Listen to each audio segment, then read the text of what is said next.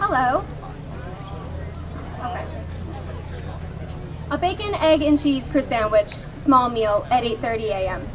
A Whopper with cheese meal at 12 p.m. An original chicken sandwich meal also with cheese at 6 p.m. I worked at Burger King for 3 years, and every day for those 3 years, the same man would come in, whose name was George, and would order just that. One day, George disappeared, and he didn't come back for about a month.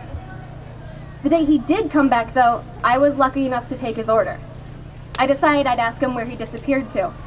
He told me that he was in the hospital for the entire month because he had a heart attack.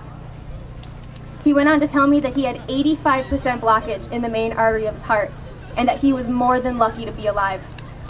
And yet, there George was. He was standing directly in front of my register, ordering the exact same food that the doctors kept telling him was killing him. After I left my job at Burger King, I vowed to never eat fast food again. I did this because I saw firsthand what it could do to a person's health, and because I saw behind the scenes what a clean fast food environment was really considered.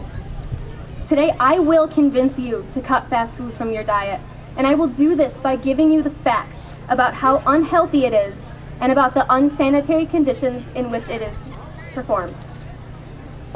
Before we do that, though, let's talk about what fast food is.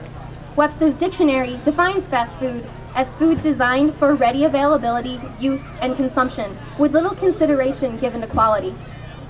Some examples of this are McDonald's, Burger King, Wendy's, or Arby's. Going a bit deeper into the definition, fast food is also any restaurant that has a majority of its food shipped in from outside the store and given to their customers. Eric Schlosser from the documentary Fast Food Nation said that in 1970, Americans spent $6 billion in fast food. In 2000, they spent $110 billion. USA Today gives us a more up-to-date statistic and says that last year, in 2014, we spent $117 billion in fast food. Now that we know what fast food is, let's move on and see what it's doing to our health. Does anybody know what the leading cause of death was in 2013 here in the US? Yes, it was actually heart disease with 611,105 deaths. Fast food puts us at immediate risk for heart disease. The University of Minnesota School of Public Health states that if you eat fast food once a week, it increases your risk of dying from heart disease by 20%. If you eat fast food 2 or 3 times a week, that number increases to 50%. And if you eat fast food 4 or more times a week, the risk of dying increases to 80%. Eating fast food has also increased the obesity problem in our nation. The U.S. Department of Health and Human Services says that 75% of the United States is overweight, obese, or extremely obese. That fact terrifies me. I don't like thinking about our nation being so unhealthy. We are so unhealthy, in fact, that Business Insider said that last year in 2014, we were the most obese nation. Harvard School of Public Health correlates this obesity problem with the increase in fast food. They say because fast food offers large portions at low prices with high sugar content, that frequent fast food eating is increasing the obesity in our nation. We are making it way too easy to be the obese nation. The food itself isn't the only thing that's making us sick. The establishments are also doing it. A segment entitled Dirty Dining by NBC News hired a sampling company to go around to 10 of the most popular fast food restaurants and put a total of 1,000 stores to a health code inspection. These inspections find critical violations that can and will make customers sick. Some of these are types of bare hand contact to the food, improper temperatures, or improper practices in facilities for hand washing. The 5 stores found with the most health code problems was Dairy Queen with 184, Hardee's and Wendy's with 206 violations, Arby's with 210, and Burger King with 241 violations.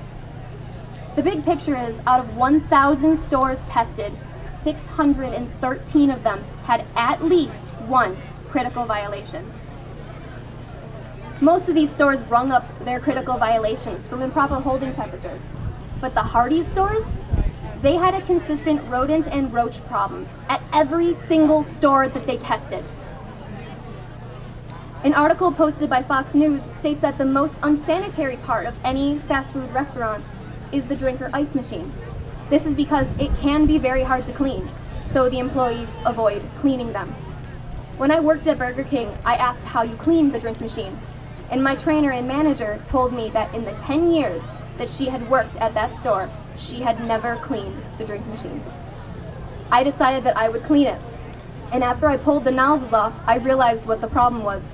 It was so caked in syrup from the leftover sodas and mold from never being cleaned that I wasn't going to get them clean. My store had to buy new nozzles. To conclude, there are hundreds of different alternatives to eating fast food. Stay home and make grilled chicken with your family instead of going to KFC and getting a fried bucket. Before you leave for a road trip, pack sandwiches instead of stopping at McDonald's on the way. And in the morning, brew your own coffee instead of stopping at your favorite fast food place for your coffee. We can better our health by stopping the consumption of food that is leading to heart disease and obesity. And we never have to worry about these unsanitary conditions if we just don't eat at these places. Share this information that you have learned today with the ones that you love, and in no time, we will go from the most obese nation to the one with the least fast food. Thank you.